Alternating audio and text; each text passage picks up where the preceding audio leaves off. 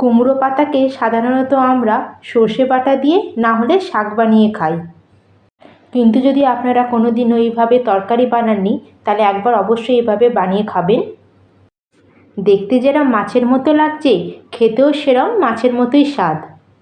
আর যদি বাচ্চারা কুমড়ো শাক না খেয়ে থাকে তাহলে আপনারা একবার এইভাবে কুমড়ো পাতার তরকারি বানিয়ে দেখবেন, বাচ্চারা আবার সেকেন্ডবার বানানোর জন্য ডিমান্ড করবে।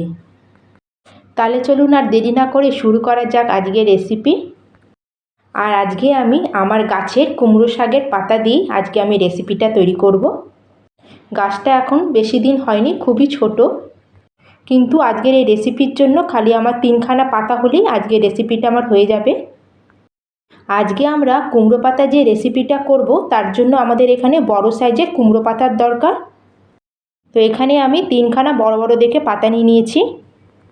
প্রথমে আমি কুমড়ো পাতার বোটাটাকে এভাবে কেটে একটু বাদ দিয়ে, আর পাতার পেছন দিকে 3 দিকে যে শাখা মতো চলে গেছে এইভাবে টানলেই একটা আঁশ মতো বেরিয়ে আসবে, এটাকে আমি বাদ দিয়ে দেবো। আর এই যে পাতা পেছন দিক যে সুতোর মতো বেরোচ্ছে এইভাবে টেনে এগুলোকে বাদ দিয়ে দেবো।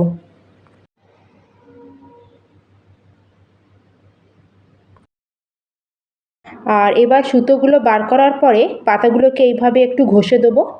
এইভাবে ঘষে দিলে কি হবে, পাতার মধ্যে যে একটা রাফ ভাব লাগে, কাটা কাটা মতো লাগে, সেটা লাগবে না। এইভাবেই আমি সব পাতাগুলোকে রেডি করে নেব। আর এখন আমি পাতাগুলোকে ভালো করে জল দিয়ে ধুয়ে নিয়ে চলে এসেছি। আর এখানে আমি 1 কাপ মুগ ডালকে 1 ঘন্টার জন্য জলে ভিজিয়ে রেখেছিলাম। আর এটা দেখতেই পাচ্ছেন, এটা ভালো মতো আমাদের ভিজে গেছে। এটাকে আমি ভালো করে ধুয়ে নিয়ে এসেছি। এখন আমরা কি করব, স্ট্রেনার দিয়ে এটাকে ছেঁকে নেব, যাতে এর মধ্যে যে এক্সট্রা জল আছে যাতে পুরো বেরিয়ে যায়। আর এর মধ্যে একটুও জল থাকবে না, কারণ জল থাকলে ব্যাটারটা আমাদের পাতলা হয়ে যাবে। আর এর জন্য এটাকে আমরা ভালোভাবে ছেঁকে নেব। আর এক্সট্রা জলটা আমার বার হয়ে যাওয়ার পরে আমি এটাকে গ্রাইন্ডিং জারের মধ্যে দিয়ে দিয়েছি। আর তার সাথে এর মধ্যে 6-7 কোয়া মতো রসুন দিয়েছি, আর একটা ছোটো টুকরো আদা দিয়ে দিলাম। আর এখানে কিছুটা ধনে পাতা আর তার সাথে 2টো কাঁচা লঙ্কা এর মধ্যে দিয়ে দেবো। আর এটার মধ্যে আমরা কোনো জল ব্যবহার করব না, এমনি এটাকে আমরা পিষে নিয়ে আসব। আর যদি মুগ ডালটা ভালো মতো ভিজে যায় তাহলে এখানে পেস্ট করার জন্য একটু জল লাগে না। আর এই পেস্টটাকে একদম আমরা মিহি করে পিষবো না, একটু দরদরা মানে একটু রাফ টাইপের থাকবে ডালটা। এবার এর মধ্যে আমি বড় চামচের 1 চামচ মতো সর্ষের তেল অ্যাড করলাম, খুবই ভালো টেস্ট আসবে। স্বাদ অনুযায়ী নুন দেবেন, আর অল্প একটু হলুদ দেবো। আর এখানে আমি দিয়ে দিচ্ছি 1/2 চামচ মতো গরম মশলা। এখন সব মশলাগুলোকে আমরা ডালের সাথে ভালো করে মিক্স করে নেব। তার জায়গায় আপনারা চিকেন মশলা, মটন মশলা, কিচেন কিং মশলা, যে মশলার ফ্লেভারটা আপনাদের পছন্দ সেটাই এখানে অ্যাড করতে পারেন। আর এখানে আমি সব জিনিসগুলোকে ভালো করে মিক্স করে নিয়েছি। আর এটা আমাদের রেডি হয়ে গেছে। আর এটা কতটা কনসিস্টেন্সি আপনারা দেখেই নিয়েছেন। এবার আমরা কি করব, এই কুমড়ো পাতার মধ্যে আমরা ব্যাটারটাকে অ্যাড করব। প্রথমে ব্যাটারটাকে নিয়ে এইভাবে এক জায়গায় রাখবো। এবার ব্যাটারটাকে নিয়ে আমরা অল্প অল্প পাতার মধ্যে অ্যাড করব। আর ব্যাটারটাকে আমাদের পাতার মধ্যে একদম পাতলা করে লাগাতে হবে। আর আমরা যদি বেশি মোটা করে মুগের পেস্টটা লাগাই তাহলে আমাদের মুগের টেস্টটাই বেশি আসবে, কুমড়ো পাতার আর টেস্টটা থাকবে না। তাহলে আমাদের এটা মুগের তরকারি মতো লাগবে। সেজন্য এটাকে আমরা খুবই পাতলা পাতলা লেয়ার করে দেবো। আর এবার আমি আর একটা ছোটো পাতা দিলাম এর উপরে। এটার উপরে এবার আমরা ব্যাটারটা লাগিয়ে নেব। প্রথমে একটা পাতা নিয়েছিলাম, তার উপরে একটা পাতা দিয়েছি, আর এবার এখানে সবার ছোটো পাতাটার উপরে দিয়ে দিলাম। মানে আমি এখানে টোটাল 3খানা পাতা নিয়েছি। পুরো ব্যাটারটা লাগানো হয়ে গেলে এইভাবে এটাকে ফোল্ড করে এর উপর দিয়ে আমরা ব্যাটার লাগিয়ে নেব। আর এইভাবে সাইডটা মুড়েও এর উপর দিয়ে আমরা ব্যাটারটা লাগিয়ে নেব। এইভাবে আমি চারদিকটা মুড়ে মুড়ে ফোল্ড করে দেবো, আর তার উপরে আমরা ব্যাটারটা লাগিয়ে নেব। আর যখন এটাকে আমরা রোল করব তখনও আমরা গায়ের মধ্যে অল্প অল্প ব্যাটার লাগিয়ে নেব। পুরো ব্যাটারটা লাগানোর পরে এভাবে আমরা ফোল্ড করব আর এর উপর দিয়ে ব্যাটারটা লাগিয়ে নেব।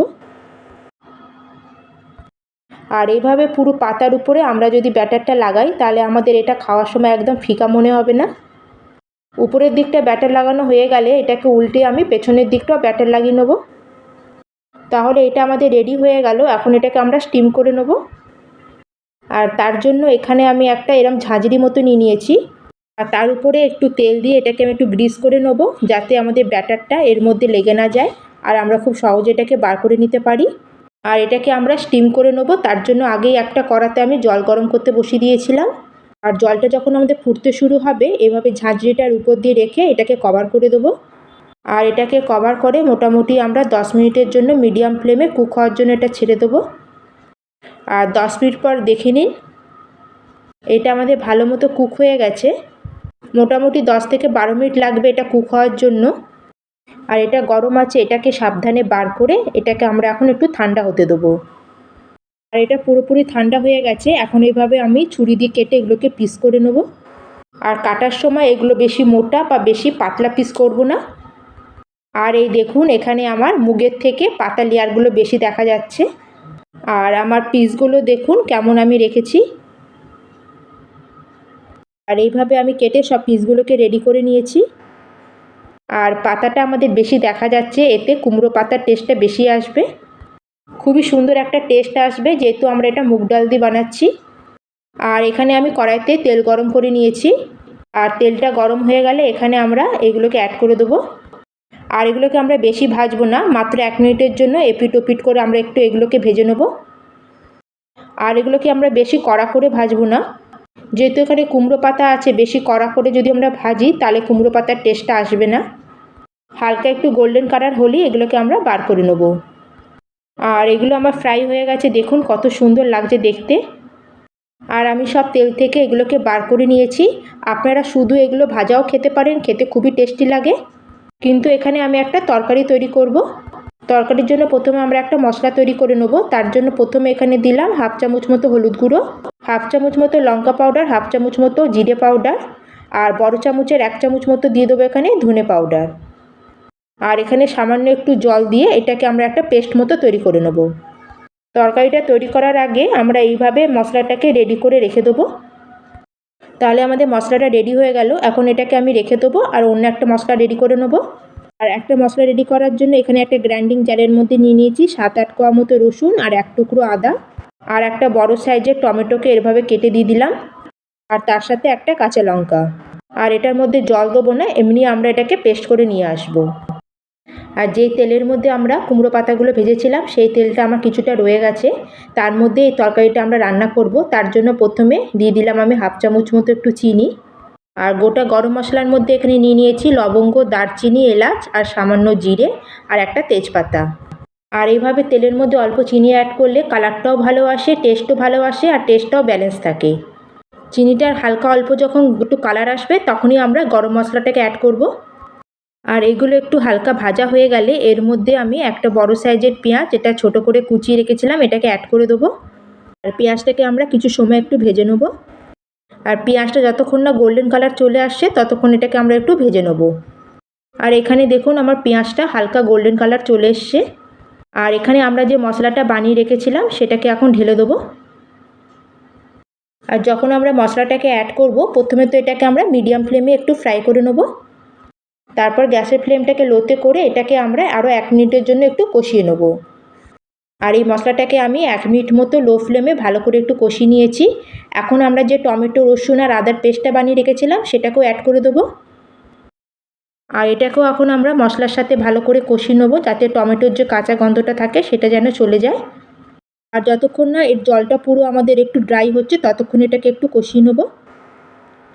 তারপরে এভাবে ঢেকে এটাকে আমরা কিছুক্ষণ কষিয়ে নেবো। আর এটাকে আমরা কিছুক্ষণ কষার পরে দেখুন জলটা আমাদের অনেকটা ড্রাই মতো হয়ে গেছে। আর মশলাটা আমার প্রায় 2-3 মিনিট মতো ভালো মতো আমি কষিয়ে নিয়েছি। আর মশলাটা অনেকটা ড্রাই হয়ে গেছে, তার জন্য সামান্য একটু জল দিয়ে মশলাটাকে আবার আমি একটু ভালো করে কষিয়ে নেব। আর জল দেবার পরে এটাকে আমরা আরও 1 মিনিট লো ফ্লেমে ভালো করে একটু মশলাটাকে কষিয়ে নিচ্ছি। আর এখানে আমার মশলা থেকে তেল বেরোতে শুরু হয়ে গেছে। এখন আমরা মশলার মধ্যে জল দিয়ে দেবো। আর ঝোলটা আপনারা কতটা পাতলা বা কতটা ঘন রাখবেন সেই বুঝেই আপনারা এখানে জলটা অ্যাড করবেন। আর যেহেতু আমরা এখানে মুগ ডাল দিয়ে করেছি, যখনই আমরা বড়াটা দেবো এর মধ্যে তখনই এটা অনেকটা জল শোক করে নেবে, তাহলে সেই বুঝেই জল অ্যাড করবেন। এখন এর মধ্যে আমি দিয়ে দিলাম স্বাদ অনুযায়ী নুন। আর নুনটাকে ভালো করে ঝোলের মধ্যে মিক্স করে এটাকে ঢেকে আমি কিছুক্ষণ ফুটতে দেবো। আর এখানে ঝোলটাকে আমি মোটামুটি 2 মিনিটের জন্য ফুটতে দিয়েছিলাম। এর ফলে কী হবে, ঝোলটা আমাদের একদম পানসে লাগবে না। এবার এর মধ্যে আমরা হাফ চামচ মতো কাসুরি মেথি অ্যাড করব। এতে ঝোলের টেস্ট আর ফ্লেভার খুবই সুন্দর আসবে। এবার যে আমরা বড়াগুলো ভেজে রেখেছিলাম সেগুলো সব অ্যাড করে দেবো ঝোলের মধ্যে। আর গ্যাসের ফ্লেমটাকে আমরা হাইতে করে এটাকে কভার দিয়ে আমরা 1 মিনিট মতো এটাকে একটু ফুটিয়ে নেব। আপনারা মনে রাখবেন বড়াটা দেওয়ার পরে এটাকে আমরা বেশি সময় পর্যন্ত ফুটাবো না, যেহেতু এখানে আমরা মুখটাকে একটু পাতলা লেয়ার করে দিয়েছি, পাতাটা আমাদের খুলে যাবার চান্স থাকবে। সেজন্য এটাকে মোটামুটি আমরা 1 মিনিটের জন্যই ফুটিয়ে নেব।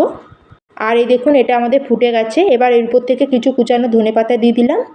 আর সব কিছু ভালো করে মিশিয়ে আমি গ্যাসের ফ্লেমটাকে অফ করে দেবো। আর আপনারা চাইলে এখানে গরম মশলাও অ্যাড করতে পারেন। আর এটাকে আমরা কভার করে 5 মিনিটের জন্য ঢেকে রেখে দেবো। তার ফলে আমাদের তরকারিটা ভালো মতো একদম সেট হয়ে যাবে। আর 5 মিনিট পরে দেখুন আমাদের কুমড়ো শাকের পাতা রেসিপি একদম রেডি হয়ে গেছে। এখন এটাকে আমরা গরম গরম সার্ভ করে নেব। তাহলে আজকে আমার এই কুমড়ো শাকের পাতা রেসিপি আপনাদের কেমন লাগলো অবশ্যই আমাকে কমেন্ট করে জানাবেন। আর ভিডিওটা ভালো লাগলে অবশ্যই লাইক করবেন। আর যদি চ্যানেলে নতুন বন্ধু হয়ে থাকেন চ্যানেলটিকে প্লিজ সাবস্ক্রাইব করে দেবেন। তাহলে আবার দেখা হচ্ছে অন্য একটি নতুন রেসিপি নিয়ে। ধন্যবাদ।